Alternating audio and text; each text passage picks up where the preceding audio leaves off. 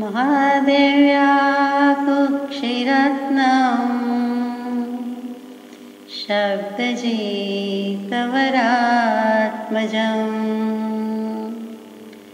राजचन्द्रमहं वन्दे तत्तलोचनदायकम्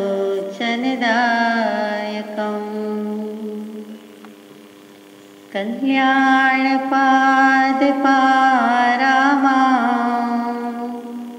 शुद्धगङ्गा हिमाचलम् विश्वाम्भोजरविन्देव वन्दे श्रीनाथनन्दनम् चिरालयकुणन्ताणं सौवं प्रेमोक्षकारणं सुन्दरपेशबुद्धिये सौवभवणिबन्धनम्।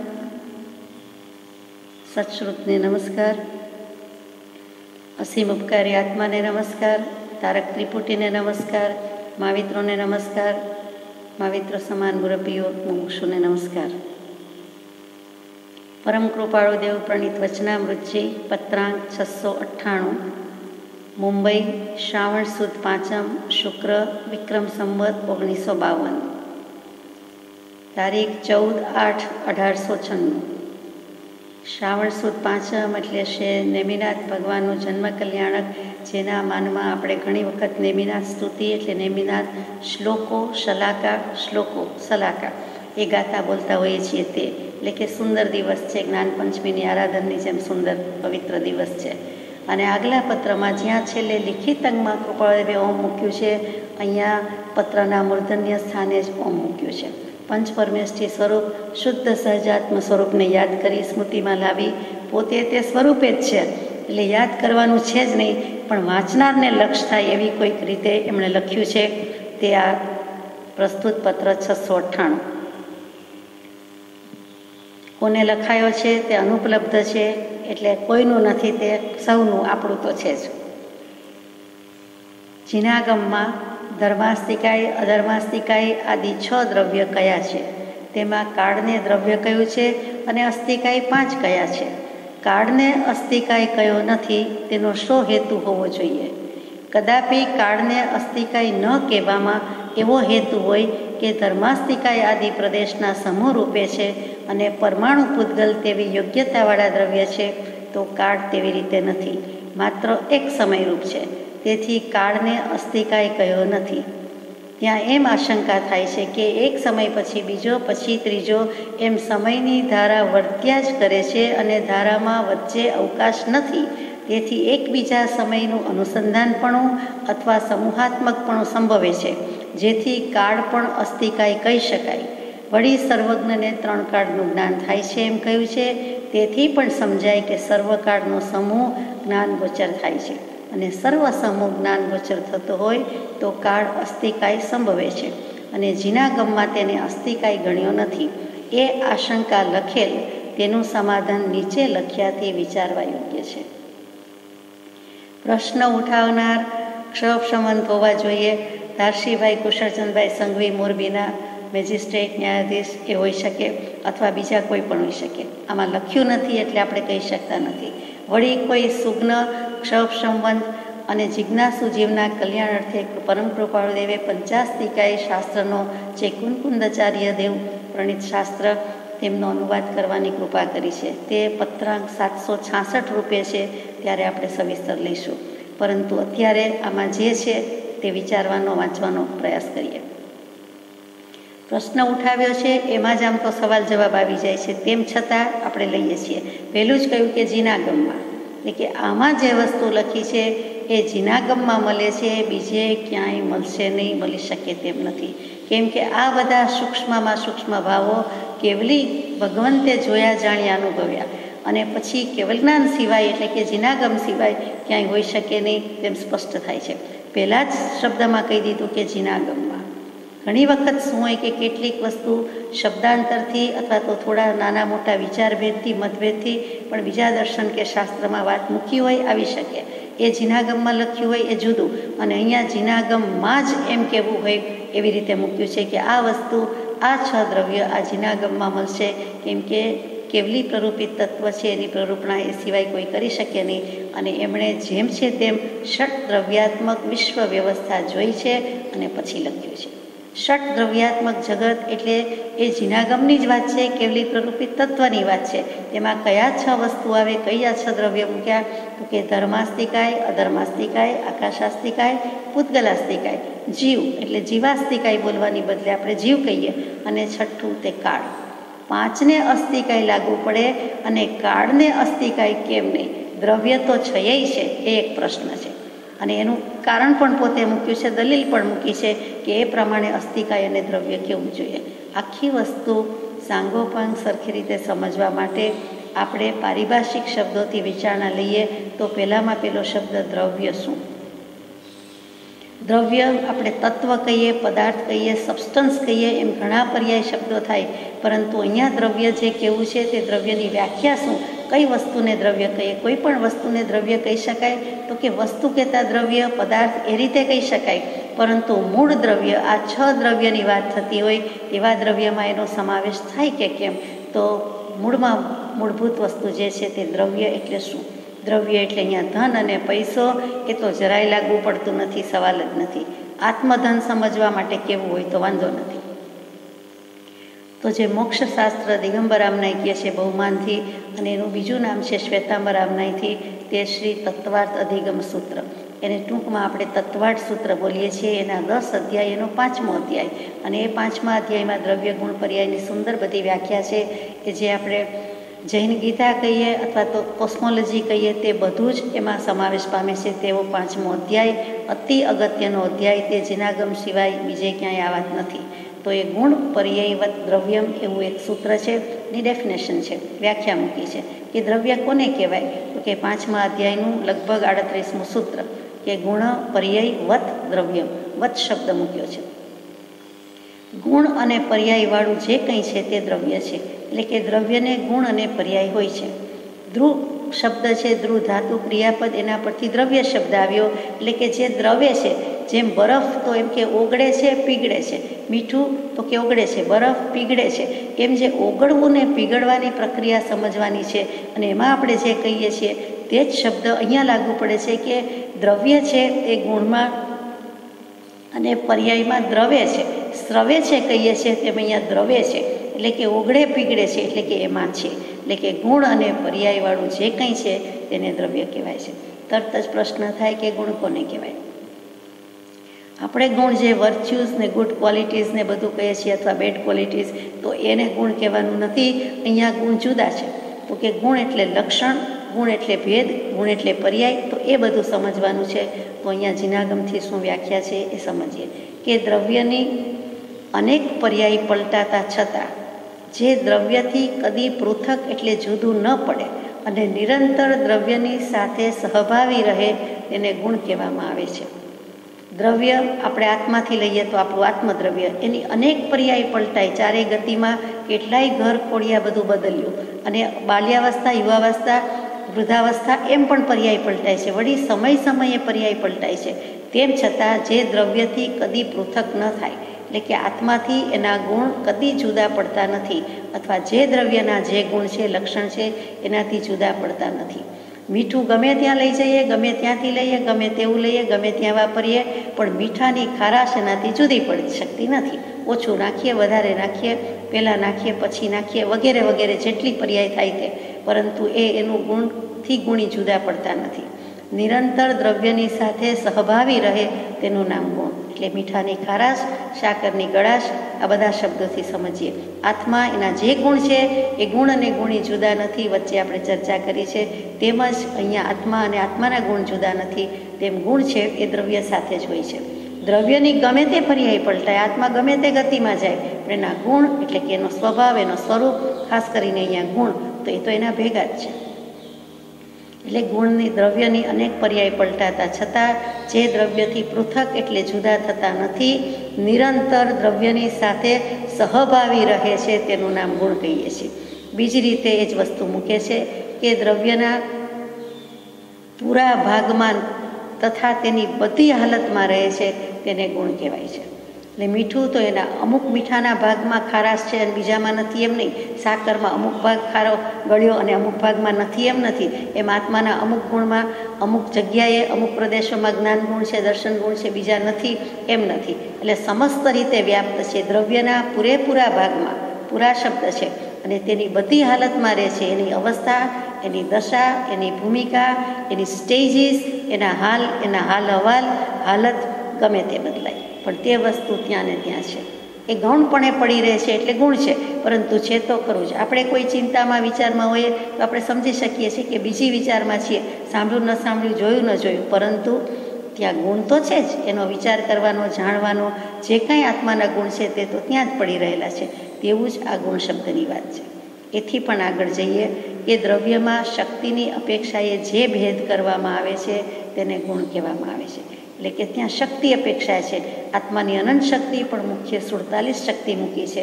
એમાં જ્ઞાન શક્તિને, દર્શન શક્તિને, ક્રિયા શક્તિને, બધી જ શક્તિ મૂકી દીધી છે. તો એવી રીતે દ્રવ્યમાં શક્તિની અપેક્ષાએ, આ તો એક આપણે આત્માની વાત લીધી, પણ કોઈ પણ દ્રવ્યમાં એનું જે પોટેન્શિયાલિટી અને સબસ્ટેન્શિયાલિટી છે, એટલે કે દ્રવ્યત્વ છે અને સંભવિત શક્યતા બધી રહેલી છે, એ અપેક્ષાએ એની જે શક્તિ છે એના ભેદ કરવામાં આવે છે. અને તે દૃષ્ટિએ પણ ગુણ કહેવાય છે કે આમાં આ ગુણ છે, આમાં તે ગુણ છે. એટલે કે તેમાં એવી શક્તિ છે. મીઠામાં ખારાશની જ છે, સાકરમાં મીઠાશની જ છે, આત્મામાં અનંત ચતુષ્ટયની છે. એમ જે બધી શક્તિ છે તે રીતે ભેદ પાડવામાં આવે છે. આ બધા જ ધુરંધર આચાર્ય ભગવંતોએ દીધેલી વ્યાખ્યા છે. ભગવાને ગૌતમ સ્વામીને તો માત્ર કિમ તત્તમ અને ઉત્પાદ વ્યય દ્રવ્યયુક્તમ સત કહી દીધું. એ જ 5મા અધ્યાયમાં ઉત્પાદ વ્યય દ્રવ્યયુક્ત હોય તેને સત કહેવાય છે. અને સત દ્રવ્યસ્ય લક્ષણમ, એટલે સત એ દ્રવ્યનું લક્ષણ છે અને એના પરથી જ આ બધી વાત આગળ જાય છે. એટલે ગૌતમ ગણધર ભગવંત એટલું સમજી શક્યા, પામી શક્યા, ગણધર લબ્ધિ ફોરવી શક્યા, વાપરી શક્યા, અને પછી આચાર્ય ભગવંતોએ ગૂંથ્યું તે આપણે વાંચી રહ્યા છીએ.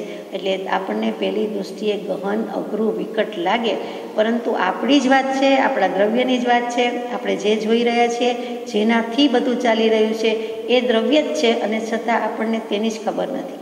એ બધી વાત હવે લઈએ છીએ. તો આ ગુણની વાત થઈ, કારણ કે દ્રવ્યની વ્યાખ્યા સમજવાની છે. તે ગુણ અને પર્યાય હોય તેને દ્રવ્ય કહેવાય છે. તો હવે પર્યાય સમજવી પડે, એટલે આપણને આખો દ્રવ્યનો કોન્સેપ્ટ ક્લિયર થાય. એટલે જ્યારે દ્રવ્ય ગુણ પર્યાય વાંચીએ, સાંભળીએ તો આપણને લક્ષ્યગત હોય. પર્યાય સીધો સાદો તો પરિણામન. અહીંયા શું તો કે ક્રમથી થતી વસ્તુની જે કંઈ ગુણની અવસ્થા છે તેને પર્યાય કહેવામાં આવે છે. ફરીથી પહેલો શબ્દ મૂક્યો, ક્રમથી થતી વસ્તુની કે ગુણની અવસ્થા, એટલે કે સ્ટેજ. તો કેવી રીતે છે તો કે ગુણના વિકારને પર્યાય કહે છે. વિકાર એટલે ત્યાં વિભાવ પરિણતિ, અને વિકાર એટલે ત્યાં ફેરફાર, પરિવર્તન. ગુણમાં જે ચેન્જ આવે છે, જે બદલાય છે, બદલાવ આવે છે, તેનું નામ પર્યાય છે. એટલે નાની મોટી બધી વસ્તુને આપણે પર્યાય કહી દઈએ તો ચાલે. આ નાનો છે, આ મોટો છે, તો ત્યાં પર્યાય દૃષ્ટિ આવી કે ત્યાં નાનાપણાનું ભાન, મોટાપણાનું ભાન, એને અથવા એને કહેનારને, આપણને. એવી રીતે યુવાન છે, વૃદ્ધ છે, એવી રીતે વાણિયા છે, બ્રાહ્મણ છે, પટેલ છે, અથવા તો સ્ત્રી છે, પુરુષ છે, ભાઈ છે, બેન છે, અથવા જે કાંઈ એવા બધા ભેદ ભાંગા પાડીએ છીએ તે પણ પર્યાય દૃષ્ટિ છે અને પર્યાયની વાત છે. કેમ કે વસ્તુની ગુણની અવસ્થાને પર્યાય કહે છે. એ દ્રવ્ય દૃષ્ટિ નથી, ત્યાં મૂળ વસ્તુ પર લક્ષ નથી, ત્યાં ભાંગા ભેદ ડાળા પાંખડા પર આપણે ગયા, તે પર્યાય. એટલે આપણને યાદ રહે તેવી વાત છે કે ગુણના વિકારને પર્યાય કહેવાય છે, અને ક્રમથી થતી વસ્તુની અવસ્થા બદલાય છે તેને પર્યાય કહે છે.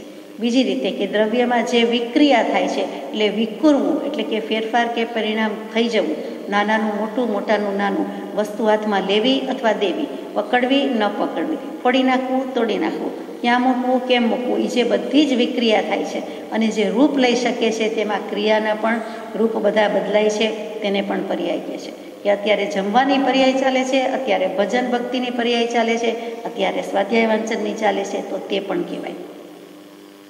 જે વિક્રિયા થઈ, ક્રિયા વિક્રિયા, જે પરિણામ થયા કરે છે તેને પણ પર્યાય કહેવાય છે. પછી પર્યાયની વાતમાં ઉત્પાદ, વ્યય અને દ્રવ્ય એ ત્રણેયની પ્રતીતિ આવી જાય છે. કાંઈ પણ કહીએ છીએ તો આ સોનાની પર્યાય, તો કે આ ઘાટ રૂપે હતી, તો જૂના ઘાટ, જૂના શૈપ રૂપે હતી, તેનો વ્યય થયો અને નવો ઘાટ નવો શેપ આપ્યો તો ઉત્પાદ થયો, અને છતાં સોનું સોના રૂપે તો દ્રવ્ય જ રહ્યું. એવું જ દરેક વસ્તુમાં છે કે આત્મા કંઈ નાનો મોટો બદલાઈ જતો નથી. બાળક છે, ગર્ભ છે, એ જ બાળક રૂપે, યુવાન રૂપે અને વૃદ્ધ રૂપે થાય છે, અથવા આ ગતિ તે ગતિમાં આત્મા તો તેનો તે રહે છે, પર્યાય બદલાય છે. કે હવે નરક ગતિમાં જવાનું થયું, હવે દેવગતિમાં થયું, અથવા ત્યાંથી આવ્યા આ મનુષ્ય ગતિ, તો એ બધું પણ પર્યાય છે. અને ગુણને અન્વય અથવા સહવર્તી પર્યાય અથવા તો અક્રમવર્તી પર્યાય કહે છે. આપણે હમણાં પર્યાયની વાત કીધી અને પેલી ગુણની વાત ભૂલી જવાની નથી. તો કે ગુણને અન્વય કયો, પછી સહવર્તી કયો અને અક્રમવર્તી કહીએ, જ્યારે પર્યાયને ક્રમવર્તી કીધી અને અન્વયનો ઓપોઝિટ શબ્દ મૂકીએ છીએ તે વ્યતિરેક કહ્યું. એટલે કે ફરીથી ગુણના પર્યાય શબ્દમાં અન્વય, સહવર્તી પર્યાય અને અક્રમવર્તી એ પર્યાય કહેવાય છે, જ્યારે પર્યાયમાં વ્યતિરેકી કહેવાય છે અને ક્રમભાવી કે ક્રમવર્તી કહેવાય છે. એટલે કે દ્રવ્યનું અનેકાંતપણું પણ સિદ્ધ થાય છે. દ્રવ્યની વાત કરી રહ્યા હતા કે જેમાં ગુણ છે, પર્યાય છે, અને ગુણ અને પર્યાયની આટલી ચર્ચા પછી સમજાય છે કે અનેકાંત દૃષ્ટિ છે. અનેક અંત એટલે ધ એન્ડ નહીં, છેડા નહીં, અંત એટલે ધર્મ. એટલે અનેક ધર્મથી કહેવાય છે કોઈ પણ વસ્તુ અનંત ધર્માત્મક વસ્તુ છે, એનામાં અનંત ગુણ લક્ષણ રહેલા છે. એમાંથી કેટલુંક કહેવાય તો કે વિરોધાભાસી, પરસ્પર વિરોધાભાસી, નિત્ય અનિત્ય. તો આત્મા દ્રવ્ય નિત્ય છે, પર્યાય પલટાય. એમ જે વિરુદ્ધ ભાવો રહેલા છે, સ્વભાવ રહેલા છે, એ પણ એક જ દ્રવ્યમાં રહેલા છે, અને તેની વાત આવી. અને તે ગુણ અને પર્યાય હોવાથી કહેવા પડે છે અથવા તે રીતે સમજવાના રહે છે. એટલે ગુણ પર્યાયથી દ્રવ્યમાં અનેકાંતપણું આ રીતે સાબિત થાય છે. ટૂંકામાં એટલું જ કે દ્રવ્ય, ગુણ કે પર્યાય વસ્તુપણે અભેદ કે અભિન્ન છે, અભિન્ન, જુદા નથી. તો જુદા કેવી રીતે છે? તો કે નામથી જુદા છે. ગુણ કહેવાય, પર્યાય કહેવાય અને દ્રવ્ય કહેવાય. ત્રણેયના નામ જુદા, ત્રણેયની સંખ્યા જુદી, ત્રણેયના લક્ષણ જુદા, ત્રણેયના પ્રયોજન જુદા. એ અપેક્ષાએ ત્રણેયમાં ચોક્કસ ભેદ છે, દ્રવ્યમાં, ગુણમાં અને પર્યાયમાં. પણ ત્રણેય એક દ્રવ્યમાં જ રહેલું છે અને તે અપેક્ષાએ કોઈ ભેદ નથી, અભિન્ન છે. પ્રશ્ન થાય કે વિશેષ ગુણ કોને કહેવાય? તો કે જે ગુણ વડે એક દ્રવ્ય બીજા દ્રવ્યથી દ્રવ્યાંતર થાય છે, એટલે કે જુદું પડે છે એમ લાગે છે, તે વિશેષ ગુણ છે. કે ધર્માસ્તિકાયનો ગુણ જુદો છે, અધર્માસ્તિકાયનો જુદો છે, સાકરનો જુદો છે, મીઠાનો જુદો છે. તો એ રીતે એક ગુણ બીજાથી જુદું પડે એટલે એનામાં એક ગુણ હોય. ગળાશમાં જ્યાં છે ત્યાં ગળાશ ગળી વસ્તુમાં જ છે, ખારાશ છે તે ખારી વસ્તુમાં છે. એવી જ રીતે જેમ જુદું પડે તેમ દ્રવ્યમાં પણ જુદું પડે. કે ધર્માસ્તિકાયનો ગતિ હેતુત્વ ગુણ છે, જ્યારે અધર્માસ્તિકાયનો સ્થિતિ હેતુત્વ ગુણ છે. ગતિ અને પ્રગતિ બંને જોઈએ છે, અને તેમ છતાં વસ્તુ સ્થિર પણ હોવી ઘટે છે. હંમેશા પગનું કામ ચાલવાનું છે તો હંમેશા ચાલ્યા કરતા નથી, અથવા ચાલતી વખતે તો કે ધર્માસ્તિકાય મદદ કરે છે, પણ ચાલતો હોવા છતાં એમાં સ્થિરતાનો ગુણ પણ છે. જ્યારે ઊભું રહેવું હોય ત્યારે ઊભા રહી જાય, અથવા ચાલવામાં પણ સ્થિરતા છે અને સ્થિરતામાં પણ ચાલવાનું છે. તો કે ચાલવું અને સ્થિર થવું બંને જુદા હોવા છતાં બંને સાથે રહેલા છે. તો એ ધર્માસ્તિકાય પણ છે, અધર્માસ્તિકાય છે. અધર્માસ્તિકાયમાં સ્થિતિનો ગુણ, ધર્માસ્તિકાયમાં ગતિનો ગુણ. આટલી વાત પછી આપણે આગળ જઈએ કે પ્રદેશથી આ ત્રણ વસ્તુ અભેદ છે. વત કહ્યું છે, દ્રવ્ય ગુણ, ગુણ પર્યાય વત દ્રવ્યમ, એટલે ગુણ અને પર્યાય વાળું દ્રવ્ય છે, અને વત કીધું છે એટલે એમાં બંને વસ્તુ આવી ગઈ. ભેદ પણ છે, અભેદ પણ છે, એટલે તે પણ અનેકાંત રીતે સાબિત થયું કે બંને વસ્તુ છે. અને પછી એના પછીની વ્યાખ્યા આવે છે કે દ્રવ્યાશ્રયા નિર્ગુણા ગુણા, કે જે ગુણ છે તે દ્રવ્યના આશ્રય રહે છે, બીજે ક્યાંય રહી શકતા નથી, અને છતાં પોતે બીજા ગુણોથી રહિત હોય છે, તેનું નામ ગુણ છે. પોતે પોતાનું સ્વરૂપ સંભાળીને રહે છે. ખારાશ પોતાની ખારાશ સંભાળીને જ રહે છે, એ આશ્રય છે. અને ખારી વસ્તુનો, મીઠું કે મીઠા જેવી કોઈ પણ, એવી રીતે સાકરના આશ્રયે એ ગળાશ રહેલી છે, ગોળના આશ્રયે ગળાશ રહેલી છે, પણ ગોળની ગળપણ કે ગળાશ સાકરમાં નથી ને સાકરની ગળાશ ગોળમાં નથી. એટલે કે દ્રવ્યનો આશ્રય છે, બંનેને પોતપોતાની વસ્તુનો આશરો છે, જ્યાં રહે છે ત્યાં છે, પરંતુ બંનેનું જુદું છે. એટલે કે એક ગુણ બીજા ગુણથી જુદો પડે છે. તો કે એ પણ ગુણની વ્યાખ્યામાં લઈ લીધું. દ્રવ્યાશ્રયા દ્રવ્યને આશ્રય રહેલી છે. નિર્ગુણા ગુણાહા, એ બીજા ગુણથી રહિત છે, પોતાનો સ્વભાવ સ્વરૂપ કે ગુણ છે તે બીજું કંઈ નહીં.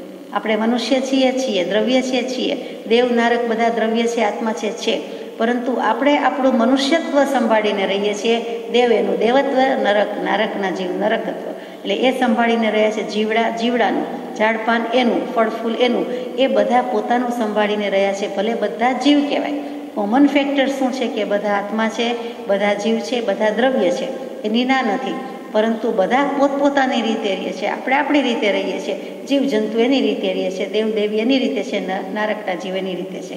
એ જેમ સમજાય છે એવી જ રીતે આ ગળાશ ખારાશથી બધા માંડીને ગુણોની વાત છે કે દ્રવ્યનો આશ્રય પણ છે અને છતાં બીજાથી પોતે જુદા પડે છે. મનુષ્યથી દેવ જુદા, દેવથી મનુષ્ય જુદા, એનાથી નારક જુદા, એમ જે બધી જુદાઈ છે તે વાત કહી. બહુ સુંદર સૂત્ર છે. હવે આગળ લેવાની જે વાત છે તે કે આ દ્રવ્ય ગુણ પર્યાયની વાત, અને પછી અહીંયા ભગવાન કહે છે કે જીનાગમમાં ધર્મ અધર્મ આદિ 6 દ્રવ્ય કયા, તેમાં કાળને દ્રવ્ય કયું અને અસ્થિકાય 5 કયા છે. અસ્થિકાય શબ્દ મજાનો છે અને કાળને અસ્થિકાય કયો નથી. તો કોને અસ્થિકાય કહેવાય ને કોને અસ્થિકાય ન કહેવાય? વળી કૃપાળુદેવ આ પ્રશ્ન વિચારણામાં લખે છે કે જીનાગમની એવી પ્રરૂપણા છે કે કાળ એ ઔપચારિક દ્રવ્ય છે, સ્વાભાવિક દ્રવ્ય નથી. તો કાળને ઉપચારથી દ્રવ્ય કયું? 6 દ્રવ્ય છે, પરંતુ 5 દ્રવ્યને પૂરા દ્રવ્ય કહેવામાં આવે છે, એટલે કે નિશ્ચયથી પણ દ્રવ્ય છે. કાળ એ કેવું છે બિચારું? કાળ એટલે બીજું કાંઈ નહીં, સમય. કાળ એટલે મરણ, જીવનનો અંત એ નથી, પણ કાલ એટલે ત્યાં ટાઈમ ફેક્ટરની જ વાત છે. તો કાળું ઔપચારિક દ્રવ્ય કયું, એને મૂળગત કે સ્વભાવગત દ્રવ્ય કયું નથી, અને છતાં 6 દ્રવ્યમાં તો લીધું જ છે, લેવું પડે છે. તો આપણે એ સમજવું પડે કે કાળને ઔપચારિક દ્રવ્ય શા માટે કહેવાય છે? તો કે કાળને ઉપચારનો શબ્દ અહીંયા વ્યવહાર કે એને વ્યવહારથી દ્રવ્ય કહેવાય છે, સ્વભાવથી નથી, મૂળથી નથી. દ્રવ્ય કાયમ રહીને એક અવસ્થા છોડીને બીજી અવસ્થા રૂપે થાય છે. દ્રવ્યનું કાયમપણું કે નિત્યપણું ટકી રહે છે, પરંતુ એક અવસ્થા છોડીને બીજી અવસ્થા રૂપે થાય છે, અને તેને વર્તના કહેવામાં આવે છે. એટલે કે એ પ્રમાણે દ્રવ્ય વર્ત્યું.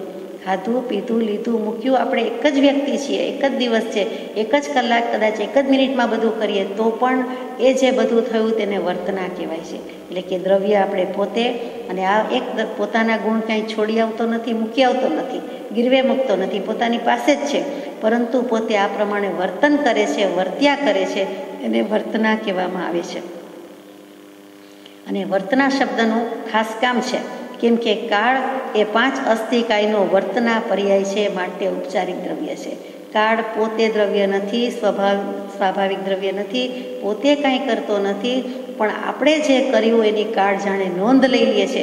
આ દિવસે થયું, આ તારીખે થયું, આટલા વર્ષ પહેલાં થયું, આટલા વર્ષ પછી થશે. કોણ કેવડું છે? તો કે 2 વર્ષનું, 22 વર્ષનું કે 200 વર્ષનું, 98 વર્ષનું કે શું? તો એ બધું જ જે ગણાય છે, સેકન્ડ, મિનિટ, દિવસ, કલાક, એમ કરતાં કરતાં પલ્યોપમ, સાગરોપમ અને 20 કરોડાકરોડ સાગરોપમનું એક કાળચક્ર થાય. અને જે પૂતગલ પરાવર્તન કહીએ, અનંત કાળ કહીએ, એવી બધી જે વાત છે તે કાળ ફેક્ટર વિના ક્યાંથી આવી? તો કે કાળનું કામ જ એ છે, સમય કહેતા જ એ વ્યવહાર કાળ છે અને એનું કામ આ છે, પરંતુ એને મૂળ દ્રવ્ય નથી, એટલે કે મૂળથી ઉત્પત્તિ નથી. આ બધાને પલટાવવામાં અથવા પરિણામ આવવામાં અથવા તો એના સાક્ષીભૂત રહેવામાં જે છે એમાં સહાય કરે છે, ઉપકાર કરે છે, એટલું જ એનું કામ છે. એટલે કાળ દ્રવ્ય છે તે ઉપચારથી દ્રવ્ય છે, સ્વાભાવિક દ્રવ્ય નથી. શાસ્ત્રોક્ત ભાષામાં કહીએ, પ્રેરણા કરવાનું, સહાય કરવાનું, મદદ કરવાનું, ઉપકાર કરવાનું, આ બધું જ નિમિત્ત અપેક્ષાએ છે. એટલે કે એ નિમિત્ત રૂપે થાય છે, પરંતુ પોતે ઉપાદાન નથી, માટે તે ઉપચાર માત્ર છે. એટલે કે નિમિત્તનું જ્ઞાન કરાવવા માટે જે જરૂરી છે તેને કાળ કહેવામાં આવે છે. એટલે ત્યાં ઔપચારિક દ્રવ્ય અને સ્વાભાવિક દ્રવ્યનો જવાબ આવી ગયો. એ સ્વાભાવિક દ્રવ્ય નથી. તો અસ્થિકાય કયા? અસ્થિકાય તો કેવા પડે એ આગળ વાત આવે છે કે જે 5 અસ્થિકાય કયા છે તેની વર્તનાનું નામ મુખ્યપણે કાળ છે. તે વર્તનાનું બીજું નામ પર્યાય પણ છે. જેમ ધર્માસ્થિકાય એક સમયે અસંખ્યાત પ્રદેશના સમૂહ રૂપે જણાય છે, તેમ કાળ સમૂહ રૂપે જણાતો નથી. એક સમય વર્તી જાય, લય પામે એટલે બીજો સમય, એના પછી ત્રીજો સમય, એના પછી ચોથો, એમ અસંખ્યાત સમય વયા જાય છે. અને એ એક સમય ને બીજા સમય વચ્ચે એક ધારું જ જાય છે, કોઈ અવકાશ નથી, એમ કૃપાળુદેવ લખીએ છે, પત્રમાં આવે છે.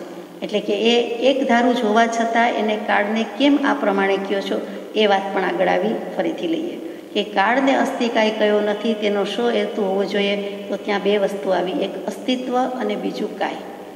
એટલે અસ્તિત્વ છે એટલે અસ્તિત્વપણું, હોવાપણું, વિદ્યમાનપણું, હયાતી છે ટૂંકમાં. અને પછી બીજો શબ્દ આવ્યો તે કાય. કાય એટલે શરીરની સમાન, દેહની સમાન. દેહને બીજો શબ્દ આપણે કાયા કહીએ છીએ, તે જ કાય શબ્દ છે કે શરીર જેવું જે કંઈ છે તેને કાય કહેવાય છે.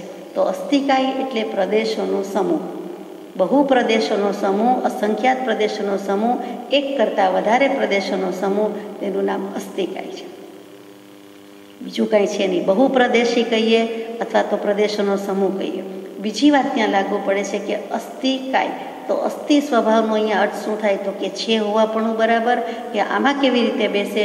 તો કે ત્યાં તન્મયતા કીધું, સ્વરૂપ કીધું અને સત્તા કીધું. ક્રમ બદલાઈ ગયો. પહેલું સત્તા લઈએ, સત અસ્તિત્વ, હોવાપણું, આ વસ્તુ છે, આ પ્રમાણે છે, એ સ્વીકાર કરી લેવાનું છે. બીજું પછી સત્તા પછી તરત જ એને મૂકી દીધું તન્મયતા, તે રૂપ છે, તેના મય છે, ગુણ ગુણી જુદા નથી, કે આનો આ જ ગુણ છે, આનો આ જ ગુણ છે, આનું આ જ લક્ષણ છે, એટલે ત્યાં એ તન્મયતા આવી. અને પછી ત્રણેયનો સરવાળો મૂકી દીધો તે સ્વરૂપ, કે સત્તા, તન્મયતા અને સ્વરૂપ, તે અસ્થિનો અર્થ થાય, એટલે અસ્થિ સ્વભાવનો અર્થ થાય. જે દેવચંદ્રજી મહારાજ ઘણા સ્તવનમાં અસ્થિ સ્વભાવ આપણો એ કરે એમ ગવડાવે કે લખી ગયા છે, તો એમાં ઘણું બધું દ્રવ્યાનુયોગ છે, એમાં રહસ્ય છે.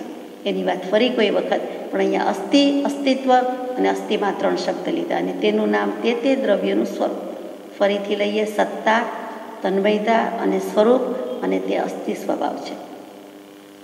એટલે કાળને અસ્થિકાય કયો નથી. તેનો શો હેતુ હોવો જોઈએ?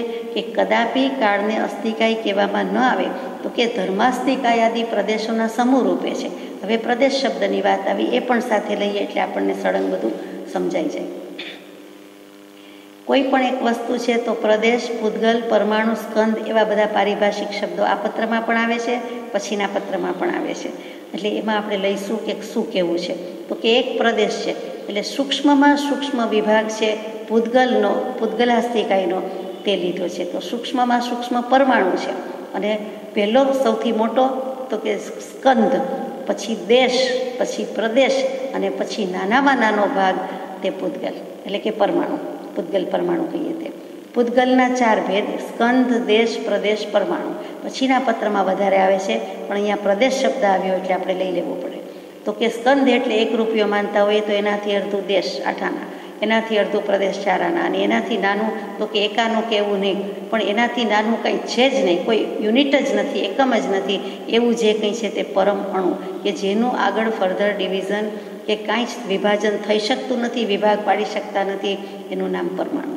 એટલે વચ્ચે જે આવ્યું તે સ્કંદ, દેશ, પ્રદેશ અને પરમાણુ. એટલે પરમાણુ, અનંત પરમાણુનો મળેલો જે કંઈ છે તે સ્કંદ છે, એના ભાગ પડે છે એટલે દેશ. સ્કંદથી હંમેશા દેશ અડધું કહેવાય, એનાથી અડધું પ્રદેશ કહેવાય, પણ પ્રદેશ પછી અડધું પા એવું કાંઈ આવતું નથી, સીધું પરમાણુ આવે છે. આ એક સમજવા જેવી વાત છે. તો આપણને ધર્માસ્થિકાયના દ્રવ્યની વાત લઈએ તો કે ત્યાં ધર્મ એટલે રિલિજિયન શબ્દ નથી. ધર્મ એટલે શું? તો કે એક નામ જ છે, પણ ત્યાં એ પારિભાષિક શબ્દ છે, ત્યાં બીજો જ અર્થ થાય છે. એટલે કે એનું ગતિ આપવાનું, એટલે ગતિ હેતુત્વ નામનું જેનો ગુણ છે તેનું નામ ધર્માસ્થિકાય કહેવાય છે. માછલીને પાણીમાં તરવામાં મદદ કરતું હોય તો ધર્માસ્થિકાય નામનું દ્રવ્ય છે. દેખીતું દેખાય એમ નથી, અરૂપી છે, પરંતુ એ શક્તિ રહેલી છે માટે થાય છે. કોઈ ડબ્બામાં કે કોઈ પોટમાં, પેનમાં, માટલામાં કાંઈક જગ્યા જ્યાં દેખાય ત્યાં વસ્તુ ભરી શકીએ છીએ, તો માટલામાં પાણી ભરી શકાય છે. તો એ આકાશાસ્થિકાયનો ગુણ છે કે આકાશ અવકાશ આપે છે. એવી રીતે આકાશની નીચે બધું સમાય છે, આકાશ ધરતી વચ્ચે બધું આવ્યું, એ શબ્દ જુદો, અને અહીંયા આકાશ એટલે અવકાશ, ક્યાંય પણ સ્પેસ આપે, ક્યાંય પણ જગ્યા આપે છે. તો એ જે કંઈ છે તે આકાશાસ્થિકાય છે. ધર્માસ્થિકાય ગતિમાં મદદ કરે અને અધર્માસ્થિકાય સ્થિતિમાં મદદ કરે. એટલે આપણે ચાલતા પણ સ્થિર થઈ શકીએ, અથવા પ્લેનમાં ગમે તેટલી સ્પીડમાં જતા હોઈએ, બીજા પણ વાહનમાં લાગવું પડે, પણ અત્યારે પ્લેનનું કહીએ, તેમ છતાં જરાય ખમચાટ થતો નથી, બિલકુલ સ્થિર આપણે લાગીએ છીએ. શું કામ લાગે છે? તો કે અધર્માસ્થિકાયનો રોલ છે કે ગતિ હોવા છતાં એ સ્થિતિ, એ ધર્માસ્થિકાય ગતિ કરાવે, તો અધર્માસ્થિકાય સ્થિતિમાં મદદ કરે છે. એટલે આપણે હાલક ડોલક એવા થઈ જતા નથી, પ્રમાણમાં સ્થિરતાથી આપણે રહી શકીએ, બેસી શકીએ, ચાલી શકીએ છીએ, તો એ અધર્માસ્થિકાય છે. તો અહીંયા ધર્માસ્તિકાયનો ગુણ, અધર્માસ્તિકાયનો અને આ બધા દ્રવ્યને કેટલા પ્રદેશ છે એ બધું પછીના પત્રમાં આવે છે, તેમાં લઈશું. અહીંયા એટલું જ કે કાળ ઔપચારિક દ્રવ્ય છે, સ્વાભાવિક દ્રવ્ય નથી. અને અસ્થિકાય શું કામ કાલાસ્તિકાય કેમ ન કીધો એમ પ્રશ્ન ઉઠાવ્યો, તો કે પ્રદેશોનો સમૂહ હોય એને જ કાય કહેવાય છે. અહીંયા શરીર હોય તો શરીર કોને, મનુષ્ય શરીર કોને કહેવાય, તો કે આટલા અવયવ હોય તો મનુષ્ય શરીર કહેવાય. એટલે આ આટલા અવયવ હોય તો ગાય કહેવાય, આટલું આ પ્રમાણે હોય તો ભેંસ કહેવાય, આટલું આમ હોય તો ચકલી કહેવાય, આટલું આમ હોય તો પોપટ કહેવાય. એમાં અવયવ, organs of the body, parts of the બોડીથી આપણે ઓળખી શકીએ છીએ. તો એ અવયવ શબ્દ છે, અંશ શબ્દ છે, એ જ પ્રદેશ શબ્દ છે. અહીંયા કે એને કેટલાક પ્રદેશ છે તો કેટલાક પ્રદેશ છે અને કેટલાક નથી, તો કે કાલ દ્રવ્યને એવા બહુ પ્રદેશો નથી, ટૂંકમાં એવા કોઈ અવયવ નથી, એવા કોઈ અંશ નથી, એટલે એને કહ્યું જતું નથી. તો અહીંયા પ્રશ્ન પૂછાવનારે એમ પૂછાવ્યું છે કે જો એમ આશંકા થાય કે એક સમય, બીજો સમય, ત્રીજો સમય એમ ધારા વર્ત્યા કરે છે અને એ ધારામાં વચ્ચે અવકાશ નથી, તો એકબીજા સમયનું અનુસંધાનપણું અથવા સમૂહાત્મકપણું સંભવે છે, તો એને અસ્થિકાય કહી શકાય. તો કૃપાળદેવ કહે છે કે એ પ્રશ્ન છે, એ સવાલ છે, પણ એનું સમાધાન જુદી રીતે છે, એમ થઈ શકે નહીં. કેવી રીતે? તો શંકાકારે પૂછાવ્યું છે કે સર્વજ્ઞને 3 કાળનું જ્ઞાન થાય છે, તે કેવી રીતે થાય છે? તો એનો જવાબ કૃપાળદેવે આ પત્રમાં આપ્યો છે, એ પણ આપણે લઈએ છીએ કે જીનાગમમાં તેને અસ્થિકાય ગણ્યો નથી, તો તેનું આ પ્રમાણે સમાધાન વિચારવા યોગ્ય છે. બંને પત્ર સાથે અનુસંધાન લઈશું એટલે આપણને એકદમ સ્પષ્ટતા થઈ જશે કે કેમ આ પ્રમાણે છે. એટલે કાળ દ્રવ્યની સિદ્ધિ હજી આગળ ચાલે છે. કેવી રીતે? તો કે દ્રવ્ય કાયમ રહીને એક અવસ્થા છોડીને બીજી અવસ્થા રૂપ થાય છે, તેને વર્તના કહીએ છીએ. અને વર્તનામાં એ જે પરિણમન થયું તેમાં વસ્તુની પોતાની ઉપાદાન શક્તિ કારણભૂત છે. એટલે કે કાળ દ્રવ્ય છે, એ કાળનો સમયનો રોલ જ એવો છે કે જેથી પોતે પોતાની શક્તિથી કરી શકે છે. કેમ કે પોતામાં એ ઉપાદાન શક્તિ ન હોય તો પોતે કોઈ રીતે પરિણમી શકે નહીં. તો કાળ ગણાય કેવી રીતે? એટલે કે પોતાની ઉપાદાન શક્તિ છે. પરંતુ નિમિત્ત માટે બંને વસ્તુ જોઈએ. એટલે કે કારણમાંથી કાર્ય થવું હોય તો નિમિત્ત પણ જોઈએ, ઉપાદાન પણ જોઈએ. 2 વસ્તુ જોઈએ. 2 વિના તાલી પડે નહીં, 2 હાથે તાલી પડે.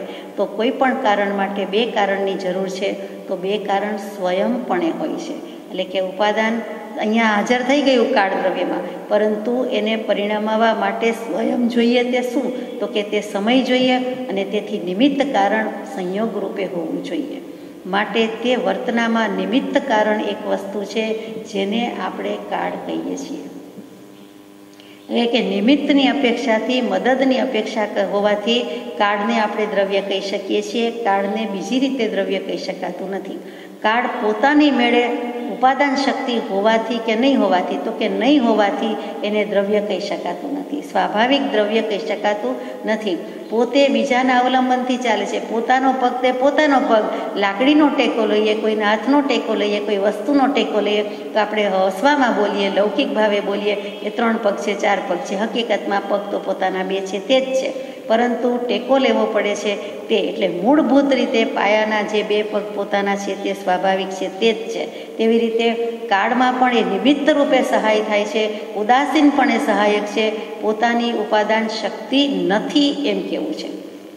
નિમિત્ત રૂપે હોવાથી તેને ઉપાદાન શક્તિમાં પરિણમી જાય છે એમ કીધું. પોતે જ નિમિત્ત અને પોતે જ ઉપાદાન, તો જ એને દ્રવ્ય કહેવાય, નહીંતર તો કહેવાય નહીં પાછું. એટલે કે બંને રોલ એના ભેગા થાય છે, પોતે ઉપાદાન અને તે સ્વયં પાછું નિમિત્ત રૂપે કારણ રૂપે હાજર થઈ જાય છે. એટલે સ્વાભાવિક દ્રવ્ય ભલે નથી, પરંતુ પરિણમન તો કરે છે, ક્રિયા તો થઈ એની, એટલે એને દ્રવ્યમાં લેવું તો પડે. આ કેટલી સૂક્ષ્મ વાત છે, સમજવી પડે એવું છે કે નિમિત્ત અનુકૂળ હોય છે. નાનામાં નાનું દ્રવ્ય એક રજકણ લ્યો તો તેને અનુકૂળ નિમિત્ત નાનામાં નાનું એક સમયનું ફેક્ટર જોઈએ. એટલે કે સમય ફેક્ટરનો નાનામાં નાનો અંશ જોઈએ, કાળ દ્રવ્યનો નાનામાં નાનો અંશ જોઈએ, જેને આપણે સમયથી ઓળખીએ છીએ. એટલે એક રજકણ કે એક પૂતગલ પરમાણુ, એની સામે એક સમયની વાત. આ કેવલ જ્ઞાનીનું જ્ઞાન કે બંને નાનામાં નાના, સૂક્ષ્મમાં સૂક્ષ્મ. જેમ 679માં પત્રમાં કહ્યું કે એક પ્રદેશ, એક પરમાણુ અને એક સમયનું જ્ઞાન થાય, તેને કેવલ જ્ઞાન કહીએ છીએ. તો એ જ વસ્તુ અહીં આવીને ઊભી રહી કે બધા દ્રવ્યમાં જે નાનામાં નાનું છે તે, તો કે એક પરમાણુ લીધું તે પૂતગલાસ્તિકાયનો નાનામાં નાનો ભાગ, પ્રદેશ લઈએ અહીંયા પરમાણુ લીધો અને તે પણ પૂતગલાસ્તિકાય જ કહેવાય, અને તેની સામે એક સમયનું જ્ઞાન લઈ લીધું. એટલે કે એક રજકણ છે તેને અનુકૂળ નિમિત્ત એવું એક કાલાણું છે. એટલે સાબિત એમ કરવું છે કે એક પરમાણુ એવી રીતે એક સમય, એટલે એક પ્રદેશી દ્રવ્ય થયું એ બહુપ્રદેશી દ્રવ્ય નથી. આ રીતે કાલ દ્રવ્યની સિદ્ધિ કરે છે. ગજબ લખ્યું છે બધું. આગળ જઈએ, આપણને સમજાય તેવું કૃપાળુદેવે પત્રમાં મૂક્યું છે. આ આપણે સૈદ્ધાંતિક વાત લીધી કે સર્વજ્ઞને સર્વકાળનું જ્ઞાન થાય છે એમ કહ્યું છે. તેનો મુખ્ય અર્થ તો એમ છે કે પંચાસ્તિકાય દ્રવ્ય પર્યાયાત્મકપણે તેમને જ્ઞાન ગોચર થાય છે અને સર્વ પર્યાયનું જ્ઞાન તે જ સર્વજ્ઞાન કાળનું જ્ઞાન કહેલું છે. હવે કેવલી ભગવંતની વાત કે સર્વજ્ઞને એક સમયમાં સર્વકાળનું જ્ઞાન થાય છે, વર્તમાન, ભૂત અને ભવિષ્ય બરોબર છે. તો પંચાસ્તિકાય એટલે ધર્મ, અધર્મ, આકાશ, પૂતગલ, જીવ, એને પાછળ અસ્તિકાય લગાડી દેવાનું તે. તો એ 5 દ્રવ્ય તેમને દ્રવ્ય પર્યાયાત્મકપણે જ્ઞાન ગોચર થાય છે કે બરોબર છે, એક દ્રવ્ય, એક ગુણ, એક પર્યાય, એક સમયમાં બધું જ જ્ઞાન થઈ જાય છે. આખી ત્રિપદી ઉત્પાદ વ્યય દ્રવ્યયુક્ત થાય છે. તો એ કેવી રીતે? તો કે એક સર્વ પર્યાયનું જ્ઞાન, તેનું જ નામ સર્વકાળનું જ્ઞાન. એટલે કે એક સમયમાં જ સર્વ સમય દેખાય છે. તે કેવી રીતે? બહુ સુંદર વાત છે. એક સમયે સર્વજ્ઞ પણ એક સમયે જ વર્તતો દેખે છે. સર્વજ્ઞ છે એટલે એથી કાંઈ સિદ્ધાંત બદલાઈ જતો નથી. કરમને શરમ નથી તો સિદ્ધાંતની શરમ નથી કે એમને પણ એ રીતે જ દેખાય. આપણને જેમ એક સમયની વાત આવે તેમ કેવલી પ્રભુને પણ એક સમયે એક સમય જેટલું જ દેખાય. પણ કેવી રીતે દેખાય? તો કે ભૂત અને વર્તમાન અને ભાવિ દેખાય છે. તો કે એક સમયમાં એક જ સમયનું દેખાતું હોય. કેવી રીતે? સૌ સમયનું દેખાય, પણ કેવી રીતે એ પણ સમજાવ્યું છે કે ભૂતકાળ કે ભાવિ કાળને વર્તતો દેખે નહીં. જો તેને પણ વર્તતો દેખે તો તે પણ વર્તમાન કાળ જ કહેવાય. ભૂતકાળની વાત આપણે અત્યારે યાદ કરી રહ્યા હોય, પણ અત્યારે જીવીએ છીએ અને ગણાય તો વર્તમાન કાળને, વર્તમાન ભવને, વર્તમાન સમયે જ. એ હતું એમ કહેવું પડે, એ છે એમ કહેવાય નહીં. એમ ભવિષ્યકાળની વાત આવું થશે, બનશે, હશે, જઈશું, મૂકશું એમ કહેવાય. એટલે અત્યારે વર્તમાનમાં જ જીવીએ છીએ અને વર્તમાન અપેક્ષાએ જ વાત થાય કે ભવિષ્યમાં કે કાલે કે આટલા વખત પછી આમ કે કદાચ. એટલે એમ ભવિષ્યકાળની અપેક્ષાએ જ આપણે બોલી શકીએ. પણ જે જોઈએ, જે અનુભવીએ, જે બોલાય, જે સંભળાય એ બધું વર્તમાનમાં છે. એ તો સીધી સાદી વાત છે, એક સમયમાં છે. તો કૃપાળુદેવ લખે છે કે સર્વજ્ઞ પણ ભૂતકાળને વર્તી ચૂક્યા પણ અને ભાવિ કાળને હવે પછી આમ વર્ષે તેમ દેખે છે. કેવલ જ્ઞાની ભગવંતને માનો કે આપણે કંઈક પૂછ્યું અને માનો કે જવાબ આપે છે અથવા તો કહે છે તો આ પ્રમાણે આમ બનશે કે કેમ, કે આ પ્રમાણે હતું કે કેમ. તો આપણો ભૂતકાળ કહેવા બેસે ત્યારે આપણે તો વર્તમાનમાં જ છીએ અને એ પણ વર્તમાન સમયમાં જ ભૂતકાળનો સમય જુએ છે. જાણે કે ભૂતકાળમાં સરી ગયા જ્ઞાનથી, એમાં ઝૂકી ગયા અને પછી પણ જોઈ રહ્યા છે તો વર્તમાનમાં જ ને. એ પોતે વર્તમાનમાં છે, હજી જીવી રહ્યા છે. અને વર્તમાનમાં જીવી ન રહ્યા હોય, સદેહ ન હોય તો પણ એ કેવલી ભગવંતને ત્યાં બેઠા બેઠા પણ બધું દેખાય છે. તે વર્તમાનનું વર્તમાનની રીતે, ભૂતનું ભૂતની રીતે, ભવિષ્યનું ભવિષ્યની રીતે. ત્રણેય વસ્તુ એકસાથે દેખાતી નથી. એકસાથે દેખાય છે પણ આ રીતે કે એક સમયમાં એ ભૂતકાળમાં સરી ગયા હોય અને એનું જ્ઞાન જેમ છે તેમ દેખાતું હોય તેમ વર્તમાનમાં જુએ જાણે દેખે છે. અને ભવિષ્યકાળમાં તો કે ભવિષ્ય એ તો જીવે જ છે, આત્મા જ છે. એટલે કે સિદ્ધ ભગવાન થઈ ગયા તો એને ભવિષ્ય શું? આપણને ભવિષ્ય લાગે, એ પણ જીવે જ છે. ભવિષ્યમાં શું થવાનું છે તે પણ તેઓ ત્યારે જેમ જોતા હોય એમ in advance, ahead of time, પણ તે સમયે જ જાણી દેખી રહ્યા છે. અને દૃષ્ટાંતથી મૂક્યું છે એ વધારે સમજાશે. આપણે લઈએ. ભૂતકાળ દ્રવ્યને વિશે સમાઈ ગયો છે અને ભાવિકાળ સત્તાપણે રહ્યો છે. ભૂતકાળની વાત આપણે બની ગઈ, આપણામાં આવી ગઈ, પ્રવેશી ગઈ, થઈ ગયેલી વાત. ભવિષ્યકાળ સત્તાપણે એટલે શક્યતાપણે રહેલો છે, અસ્તિત્વપણે કે હશે થશેમાં આવ્યો છે, હજુ અત્યારે નથી. તો બેમાંથી એકે વર્તવાપણે નથી. વર્તમાનમાં તો બેય નથી, ભૂત અને ભવિષ્ય જુદા છે. માત્ર એક સમયરૂપ એવો વર્તમાન કાળ વર્તે છે. માટે સર્વજ્ઞને જ્ઞાનમાં પણ તે જ પ્રકારે ભાષ્યમાન થાય છે. અને વર્તમાન ભવ, વર્તમાન કાળ, એમાં પણ એક એક સમયનું જ જ્ઞાન થાય. એકી સાથે 3 કલાકની મૂવી દેખાઈ જાય કે આખી જિંદગીનો રોલ દેખાઈ જાય એમ નથી જ નથી. એક સમયમાં દેખાય ને એક સમયમાં એક એક સમયે દેખતા જાય એમ નહીં. એક સમયમાં બધા સમયનું દેખાય, પણ ભૂતનું ભૂતકાળની રીતે, ભવિષ્યનું ભવિષ્યની રીતે. એમ થઈ ગયું છે એમ જોવે છે એમ નથી. આપણે આવડા મોટા થઈ ગયા, 5માંથી 55ના થયા એમ જોઈ રહ્યા છે એમ નહીં. તો એમને જ્ઞાનમાં આવી જાય છે કે 5 વર્ષે આમ હતું, 5 વર્ષના હતા ત્યારે આમ હતું, અત્યારે 25 વર્ષના છે તો આમ દેખાય છે, અને 55મે વર્ષે આવા હશે, આવું થશે, આવું કરશે એમ દેખાય છે. એટલે એમાં થઈ ગયું એવી અદાથી દેખાતું નથી. ભૂતનું ભૂતની રીતે, ભવિષ્યનું ભવિષ્યની રીતે, વર્તમાનનું વર્તમાનની રીતે, પણ દેખાય છે એક જ સમયમાં. અને એટલે જ કહેવામાં આવ્યું કે એક સમય તે સૌ સમય ભેદ અવસ્થા જોઈ. દ્રવ્ય તો એમ જ છે, એની પરિણતિ એમ જ છે. સમય એક સમયમાં બધા સમય આવી ગયા અને પછી ભેદ ક્યાં છે? તો કે ભેદ અવસ્થા જોઈ. જે કાંઈ ભેદ દેખાય છે તે પર્યાયનો છે, અવસ્થાનો છે, ફેરફારનો છે, સ્ટેજનો છે. વ્યક્તિ એની એ છે, આપણે કહીએ ને કે એકની એક વ્યક્તિ છે પણ એનો રોલ જુદો છે. અથવા ત્યારે આમ હતું, આજે આમ છે, આવતીકાલે શું હશે ખબર નથી. કેવલી ભગવંત કહે છે આવતીકાલે આમ હશે, અમને ખબર છે, આમ બનશે. એટલે કે એક સમયમાં બધા સમયનું જાણે દેખે છે. કેવી રીતે? તો હવે પાછી દૃષ્ટાંતથી વાત લઈએ. એક ઘડો હમણાં જોયો હોય તે ત્યાર પછીનો બીજે સમયે નાશ પામી ગયો હોય ત્યારે ઘડા પણ એ વિદ્યમાન નથી, પણ જોનારને તે ઘડો જેવો હતો તેવો જ્ઞાનમાં ભાષ્યમાન થાય છે. આપણે માનો કે એક ઘડો હમણાં જોઈએ, જે પણ સ્ટીલ, પિત્તળ, માટીનો લ્યો, બીજે સમયે માટીનો લઈએ, બીજે સમયે નાશ પામી ગયો હોય ત્યારે ઘડા તરીકે અસ્તિત્વ નથી, તૂટફૂટ થઈ ગઈ, કટકા થઈ ગયા છે. ચાલો કેવલી ભગવાનની વાત લઈએ તો એ જાણે છે કે પહેલાં આ ઘડો કેવો હતો? તો કે ઘડો જ નહોતો, પહેલાં માટી હતી, એ પણ જાણે છે. એટલે માટીને રૂપે પણ જુએ છે. એમાંથી કુંભારે જે રીતે ઘડ્યો હોય કે કોઈ પણ વ્યક્તિએ ઘડ્યો હોય એ પ્રોસેસ આખી જાણે છે, દેખાય છે એમને કે ભૂતકાળ આમ હતો, પછી વર્તમાન કાળમાં ઘડો આવો દેખાઈ રહ્યો છે, અને ભવિષ્યકાળમાં આ ઘડો હમણાં કોઈને કહેશો, પૂછશો તો તોડી ફોડી નાખશે કે આ ઘડાનું આયુષ્ય કેટલું.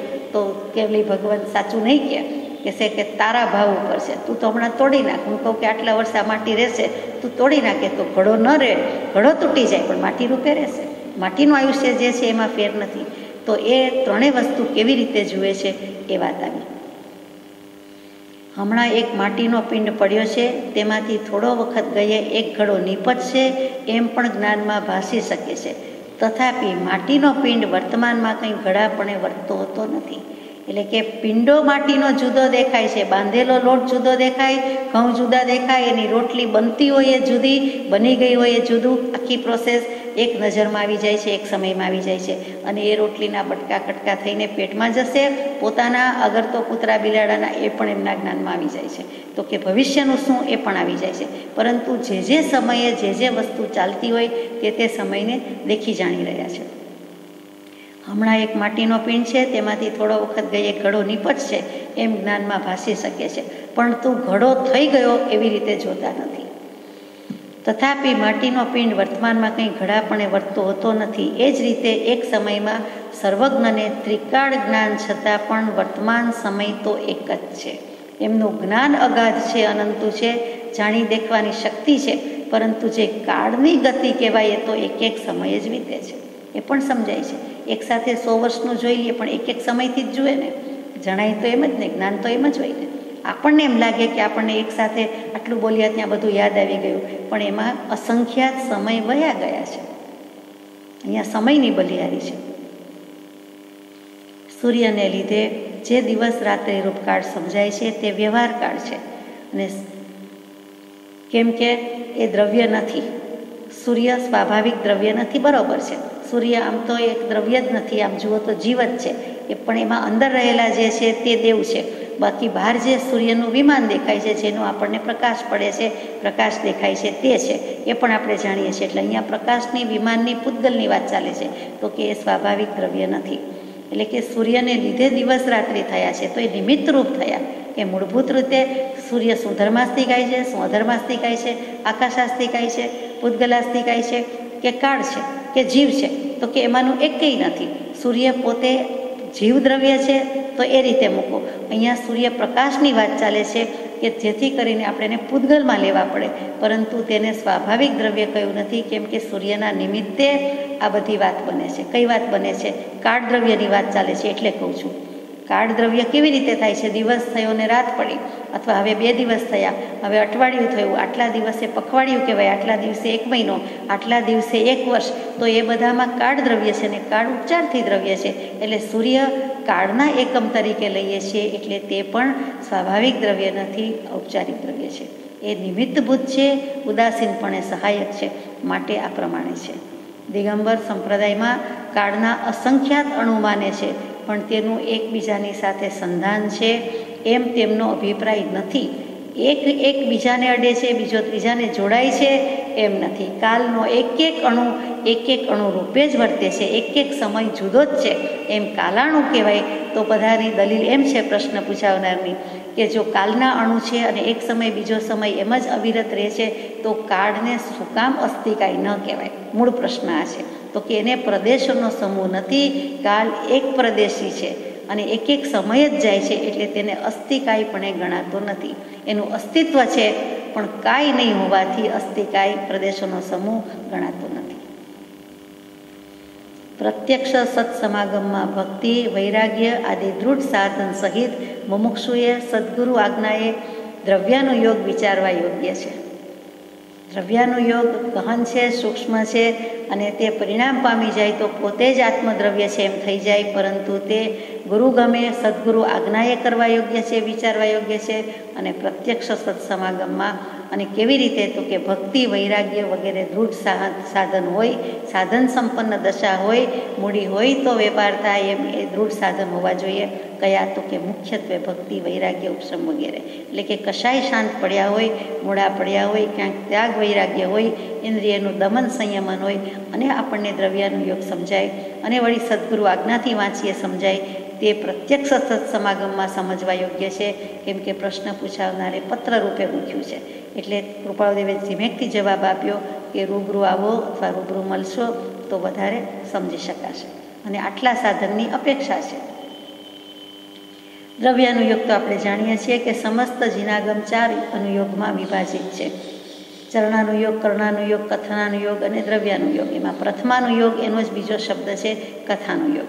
શરૂઆત પેલું એકડાથી થાય તેમ કથાથી થાય છે, એટલે વાર્તા, કથા, દૃષ્ટાંત બાળજીવો માટે આમ જુઓ તો, છતાં એટલા જ જરૂરી છે. બોધ ગ્રહણ બધા જીવે કરવાનું છે, એટલે એને પ્રથમાનુયોગ કીધો. શરૂઆત ત્યાંથી, પછી આગળ જવાનું કહ્યું, એટલે ચરણ કરણનુયોગ. આટલું આચરવું, આટલું વર્તન હોવું જોઈએ, સદાચાર વગેરે એ ચારિત્રની વાત આવી કે આટલું કરવા જેવું છે, આટલું કરવા જેવું નથી, એ ચરણાનુયોગ. કર્ણાનુયોગ તો કે નિમિત્તરૂપ થતા જે કર્મગ્રંથ વગેરે છે એની જે ચર્ચા, છણાવટ, ગણિતાનુયોગ એ બધું છે તે આ કર્ણાનુયોગમાં જાય. અને છેલ્લો રહ્યો તે દ્રવ્યાનુયોગ, કે આ બધું જાણ્યા પછી હું દ્રવ્ય છું એમ મનાઈ જાય તો હવે મારે હું આત્મા છું એમ જ રહેવાય, આત્મભાવ જ પોષાય. બીજું બધું જાણી લીધું, જોઈ લીધું, મૂકો માથાકૂટ, નથી કરવી કડાકૂટ. આ બધું સમજીને એક આત્મા જ સમજવાનો હતો, આ બધું જાણીને આત્મા જ જાણવાનો છે, તો એનો જ એક પદાર્થ પરિચય કરવા યોગ્ય છે. આ બધું જ મારે મૂકી દેવું છે એમ કરીને બધા ભાવથી એ ખસી જાય, દૂર થઈ જાય. દૃષ્ટિ ઉદાર અને વિશાળ થઈ ગઈ, એટલે એને કેટલાય બધા પક્ષ, મત, ભેદ બધા નીકળી જાય, સ્વચ્છંદ નીકળી જાય. પછી શું લે? તો કે મત ગયા, એટલે એકમાત્ર પોતે દ્રવ્ય રૂપે છે, આત્મા રૂપે છે, તે સતરૂપે રહી જાય છે. એટલે દ્રવ્યાનુયોગની આ મહત્તા છે. અહીંયા આ બધી કાળ દ્રવ્યની વાત તો પૂરી થઈ જાય છે, અને સૂર્યની વાત હતી એમાં ફરીથી કહું કે અસંખ્ય કાળ દ્રવ્ય છે. કાળ તો અસંખ્ય જ છે, બધા જ અસંખ્ય છે. ધર્માસ્તિકાય તો કે એના અસંખ્યાત પ્રદેશો, અધર્માસ્તિકાય અસંખ્યાત પ્રદેશ, આકાશાસ્તિકાય એના અસંખ્યાતય છે ને અનંત પણ છે. અને અહીંયા એ વાત આગળ આવશે. અને અહીંયા જે વાત લીધી તે કાલ, એટલે કાલાસ્તિકાય નથી, કાળ દ્રવ્ય તો કે એ પણ અસંખ્ય જ કહેવાય ને, એટલે એ અસંખ્ય છે. અને આ લોકના અસંખ્ય પ્રદેશો છે, એટલે બંનેનું મેચિંગ થઈ ગયું. દરેક પ્રદેશ ઉપર એક કાળ દ્રવ્ય રહેલું છે, એટલે અસંખ્ય કાલ અણુ કહેવાય છે. અને તે બધા એકબીજાથી છૂટા છે. જે સંધાન શબ્દ આવ્યો, અનુસંધાન શબ્દ આવ્યો, તો એ જોડાણ છે, જોડેલા છે? તો કે ના, એ બધા જ કાલ અણુ એકબીજાથી છૂટા છે, જુદા છે. આ શાસ્ત્રોક્ત શબ્દ છે અને એને પરિવર્તન લિંગ રૂપે પંચાસ્તિકાયમાં મૂકેલું છે, માટે પરિણામ આવી શકે છે, વર્તના પર્યાય છે, માટે એને દ્રવ્ય જરૂર કયો. અને એના માટે એક શબ્દ મૂક્યો કે પરિણમન લિંગ, એટલે કે જે પરિણામ આવી શકે છે. એ લિંગ એટલે હેતુ કે ચિહ્ન, નિશાન છે એનું, કે એ લક્ષણથી એ કાળ ઓળખાય છે, વર્તના પર્યાયથી ઓળખાય છે. અને આ એક શબ્દ સમજવા જેવો, તે પરિવર્તન લિંગ. અને વસ્તુમાં રૂપાંતર કે ફેરફાર થવામાં નિમિત્તરૂપ થતું હોવાથી તેને દ્રવ્ય કહેવું પડે છે અને દ્રવ્ય તરીકે ઓળખાય છે એમ સાબિત કર્યું છે. અને આ 6 દ્રવ્ય જીનાગમ સિવાય 6 દ્રવ્યનું સ્વરૂપ હોઈ શકે નહીં, એ પણ એટલી જ સાચી વાત છે. આગળ જઈએ. પ્રત્યક્ષ સત્સમાગમમાં ભક્તિ વૈરાગ્ય આદિ દૃઢ સાધન સહિત મુમુક્ષુએ સદગુરુ આજ્ઞાએ દ્રવ્યાનુયોગ વિચારવા યોગ્ય છે. પછી અભિનંદન જીનની શ્રી દેવચંદ્રજી કૃત સ્તુતિનું પદ લખી અર્થ પૂછાવ્યો. તેમાં પૂતગલ અનુભવ ત્યાગથી કરવી જશું પરતીતો એમ લખાયું છે, તેમ મૂળ નથી. પ્રશ્ન પૂછનારનો બીજો પ્રશ્ન છે, એટલે એનો જવાબ કૃપાળુદેવે આપવાની કૃપા કરી છે કે તમે જે દેવચંદ્રજી મહારાજના સ્તવનનો પૂછાવ્યો છે તેમાં સેજ પ્રિન્ટમાં આમ તેમ થઈ જાય એટલે બેસતું નથી, પણ પૂતગલ અનુભવ ત્યાગથી કરવી જશું પરતીત હો. પરતીત પ્રતીત અને જશું એ બે જુદા પડી ગયા છે. તો કૃપાળુદેવ લખે છે એમ નથી. મૂળમાં શું છે કે પૂતગલ અનુભવ ત્યાગથી કરવી જશું પ્રતીત હો, એટલે જશું સાથે છે, એ શબ્દ સાથે લખવાનો છે. જશું એટલે જઈશું નહીં, જશું એટલે કોઈ જશુબેન નામની વ્યક્તિ નહીં કે જશુભાઈ નામની વ્યક્તિ નહીં, પણ જશું એટલે સંસ્કૃત અને પ્રાકૃતમાં જે જસ્ય કહીએ છીએ, તસ્ય તેનું, જસ્ય જેનું. તો અહીંયા જસ્સ અને તસ્સ આ અર્ધમાગધી ભાષામાં છે. જસ્સુ પરથી જસ થઈ ગયું, જસુ થઈ ગયું, તે એક સિંગલ સ થઈ ગયો, એટલે કે જેની એમ. એટલે વર્ણગંધ આદિ પૂતગલ ગુણના અનુભવનો અર્થાત રસનો ત્યાગ કરવાથી તે પ્રત્યે ઉદાસીન થવાથી જસુ એટલે જેની આત્માની પ્રતીતિ થાય છે એમ અર્થ છે. આત્માની પ્રતીતિ કેમ થાય છે? તો કે પૂતગલના અનુભવના ત્યાગથી. ત્યાં અનુભવ એટલે એક્સપિરિયન્સ, રિયલાઇઝેશન એમ નહીં, અનુભવ એટલે અનુબંધ એટલે કે રસ, એની ઇન્ટેન્સિટી. એટલે પૂતગલનો અનુભવ વર્ણ ગંધ રસ સ્પર્શ એ પૂતગલ છે, અને આ કેવો કલર છે, આ કેવો સ્વાદ છે, એ બધું જે થાય છે તે. તો કે પૂતગલ ગુણના અનુભવનો એટલે કે રસનો ત્યાગ કરવાથી, એટલે કે તે પ્રત્યે ઉદાસીન થવાથી, કે ગળ્યું હોય તોય શું ને ખારું હોય તોય શું ને જેમ હોય તેમ, એ જેવો સ્પર્શ હોય તેવો, સોફ્ટ હોય તો સોફ્ટ અને પથ્થર હોય તો એકદમ કર્કશ હોય તો એમ હશે, અને આ કપડું છે તો મુલાયમ હશે. પરંતુ તેથી શું? તો કે એ રસની તીવ્રતા મંદતાના અનુભવ કરતાં કરતાં એના રસમાં ન પડતા, એના પ્રત્યે ઉપેક્ષા ભાવ, ઉદાસીન ભાવ રાખતા, એટલે કે વિતરાગતા રાખતા જે ભાવ થાય છે તે આત્માની પ્રતીતિ છે. એટલે કે રાગ દ્વેષ રહિતપણું છે, ગમા અણગમા રહિતપણું છે, અને તે વખતે ઉપયોગ સમ્યક કે સ્થિર થઈ જાય છે, તો તે આત્માનો અનુભવ થઈ શકે, આત્માની પ્રતીતિ થઈ શકે છે એમ અર્થ છે. આપણે જાણીએ છીએ કે ચોથા તીર્થંકર દેવ અભિનંદન સ્વામીના સ્તવનમાં કૃપાળુદેવે આ મૂક્યું છે, એટલે કે દેવચંદ્રજી મહારાજે લખ્યું છે, અને પહેલાં એ પૂછાવ્યું છે ભાઈએ, એટલે એ ભાઈશ્રીને અહીંયા જવાબ આપ્યો છે કે આ પ્રમાણે અર્થ થાય છે. એક નાની વાત હોય, પૂછાવનારની ધન્યવાદ છે કે તરત જ પૂછી લીધું છે કે આમાં શું અર્થ બેસે. આપણે કરવી જ આમ મૂકીએ ને શું આમ મૂકીએ ને પ્રતીત હું આમ મૂકીએ તો અર્થ બેસે જ નહીં. એટલે કૃપાળુદેવે બહુ જ સ્પષ્ટતાથી કીધું કે વાત નાની છે, પણ આ રીતે છે કે પૂતગલ અનુભવ ત્યાગથી કરવી, પછી જસુ પ્રતીત હો, એટલે જસુ સાથે છે, અને જસુ કહેતા બેસે જ નહીં, એટલે પછી જસ જેની પ્રતીતિ થાય છે તે મળ થાય છે. હવે પ્રશ્ન એમ થાય કે દેવચંદ્રજી મહારાજ કોણ? દેવચંદ્રજી મહારાજ ક્યારે થયા? આપણે જાણીએ છીએ પ્રાતઃકાળની સ્તવન 24માં જે પ્રભુશ્રીજીએ ક્રમ મૂક્યો છે ઉત્તમ છે. એમાં દરરોજ એક તીર્થંકર દેવના 4 સ્તવન ગવાય છે. તેમાં પહેલું આનંદગંજી મહારાજ, બીજું દેવચંદ્રજી મહારાજ, ત્રીજું યશોવિજયજી મહારાજ, અથવા તો બીજું યશોવિજયજી મહારાજ, ત્રીજું દેવચંદ્રજી મહારાજ, અને છેલ્લું લટકાળા મોહન વિજયજી મહારાજ. આ 4 સ્તવનમાં જુદી જુદી રીતે છે. એક સ્તવન જાણે કે સીધા રસના ઘૂંટડા ઉતરતા જઈએ તેમ છે, એક શેરડીના રસના ઘૂંટડા ઉતારતા હોય તેવું છે, એક સાકરનો કટકો ખાતા હોય તેવું છે. એટલે આ બધી મહેનત કરવી પડે. અને એકમાં માને ખોળે બેસીને લાડ કરતા હોય એવા લટકાળા મોહન વિજયજી મહારાજ, કે પ્યારથી, લાડથી, અદાથી, બાળકની અદાથી, બાળક માના ખોળા પાસેથી કે બીજેથી જે પ્રેમ લઈ જાય છે તેવી રીતે સ્તુતિકાર ભગવાનનો પ્રેમમાં ભાગ પડાવવા જાય છે. ભગવાન પ્રત્યેનો પ્રેમ એ રીતે વ્યક્ત કરે છે, ભક્તિ વ્યક્ત કરે. દેવચંદ્રજી મહારાજ એટલે મૂળ રાજસ્થાનમાં વિક્રમ સંવત 1746માં બિકાનેરમાં એમનો જન્મ. બિકાનેરની બાજુમાં નાનું ગામ ચંગ નામનું ગામ, અને ત્યાં એમનો જન્મ થયો હતો. અને દેવચંદ્રજી નામ એટલે રાખ્યું કે માતાને દેવોના જ સ્વપ્ન આવ્યા કરતા હતા, અને એ દેવોના સ્વપ્ન ઉપરથી એમણે દેવચંદ્ર નામ રાખ્યું. ઓશવાળ વંશ, લુણિયા ગોત્ર, 10મે વર્ષે દીક્ષા લીધી, અને પછી ખૂબ અભ્યાસ કર્યો છે. વિશાળ આગમનો અભ્યાસ કર્યો છે. પોતે લખ્યું તે પણ બધું આગમ સમાન ગણાય એટલો અભ્યાસ કર્યો છે. 20મે વર્ષે ધ્યાન દીપિકા ચતુષ્પદી નામનું સુંદર સર્જન કરેલું છે, આપણે જાણીએ છીએ. પછી આગમસાર લખ્યું, વિચારસાર લખ્યું, વિચાર રત્નસાર લખ્યું, કંઈક બધી સજ્જાઈ લખી, કંઈક પૂજા લખી. દિગંબર આમનાઈમાં કહેવાય છે, જો કે શ્વેતાંબર આમનાઈનું છે તો પણ નયચક્ર સાર લખ્યું. અને પછી દ્રવ્ય પ્રકાશ લખ્યું, અધ્યાત્મ ગીતા લખી, અનેક શાસ્ત્રો પર ટીકા લખી, ટબા લખ્યા. ટબા એટલે જેમ જમણી બાજુ હાંસિયો રાખતા હોય, ડાબી બાજુ હાંસિયો રાખતા હોય ને જમણી બાજુ લખતા હોઈએ, જેમ નામું લખવામાં હતું એમાં તો 8 સ્થળ પાડતા હતા. આમાં તો ડાબી બાજુ થોડો પોર્શન રાખે, એટલે જમણી બાજુ લખાણ લખે, મૂળ લખાણ, અને લેફ્ટમાં માર્જિન હોય તેમાં એના અર્થ લખે, તેને ટબા કહેવાય. એ પણ પારિભાષિક શબ્દ છે. એવું પણ લખ્યું છે. ટૂંકમાં ઘણું સાહિત્યનું સર્જન કર્યું અને સમાજને આપણને મોટું પ્રદાન કરતા ગયા છે. બાકી હતું તો સ્નાત્ર પૂજા આપણે ભણતા હોઈએ છીએ, ગાતા હોઈએ છીએ, તે પણ દેવચંદ્રજી મહારાજની ગાઈએ છીએ. તો એ જે બધું છે તેવા નાનપણની દીક્ષા અને છતાં આટલો અભ્યાસ અને આટલો ક્ષયોપશમ છે. એમનો ક્ષયોપશમ માટે એમ કહેવાય છે કે આ કાળમાં પૂર્વ ભલે નથી, 14 પૂર્વ વિચ્છેદ ગયા છે, પરંતુ એમને 1 પૂર્વ જેટલું અને 1 પૂર્વનું જ્ઞાન હતું. એટલે કે દેવચંદ્રજી મહારાજ માટે 1 પૂર્વનું જ્ઞાન અને એકાવતારી થઈ ગયા છે એ બધા જ એકી અવાજે સ્વીકારે છે અથવા તો કહેવામાં આવે છે.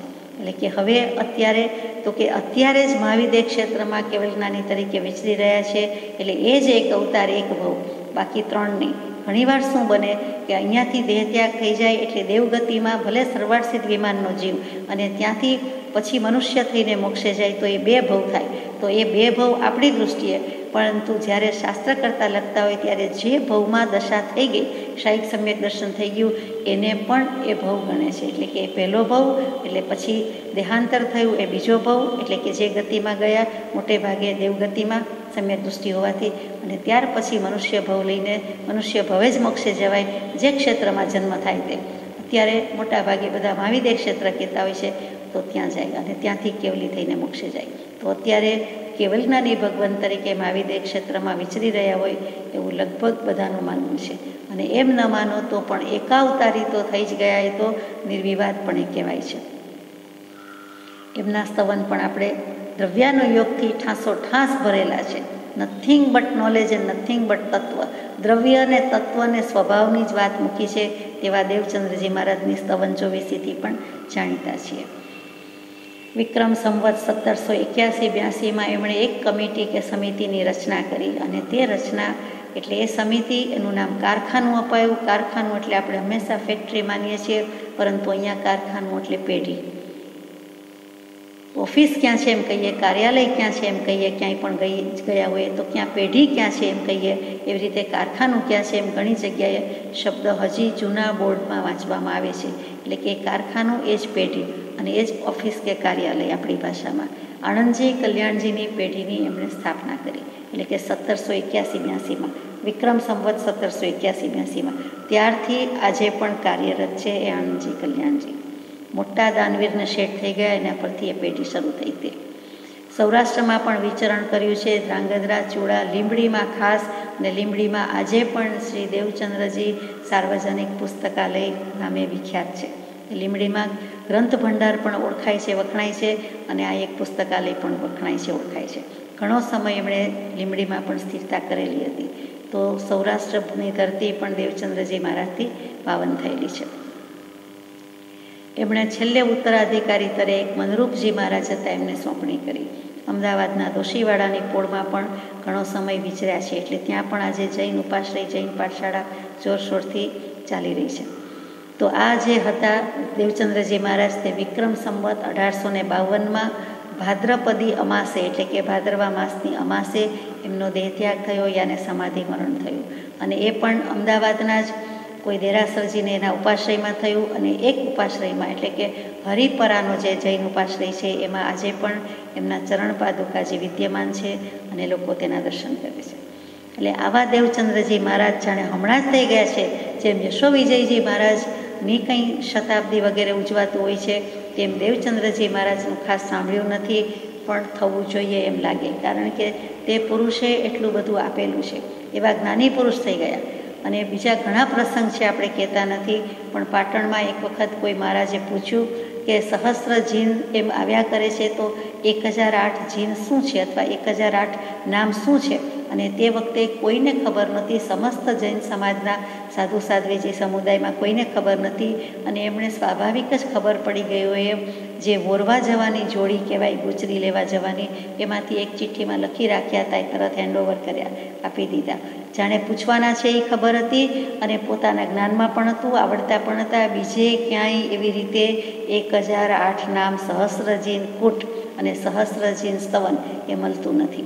1008 નામ વિશેષણ જ્ઞાની ભગવંતે મૂકેલા લખેલા મળે, પરંતુ 1008 જીનના નામ એવી રીતે મળતા નથી જે એમણે આપ્યા છે. કોઈ દેરાસરજીમાં તીર્થમાં દર્શન કરવા જઈએ, તારંગાજી વગેરે બીજા પણ કેટલાક છે, તો સહસ્રકૂટની સ્થાપના હોય છે. 1008 નાના નાના જીન ભગવાનના પ્રતિમાજી મૂક્યા હોય અને પછી એમના નામ પણ હોય, તે આ દેવચંદ્રજી મહારાજને જસ જાય છે.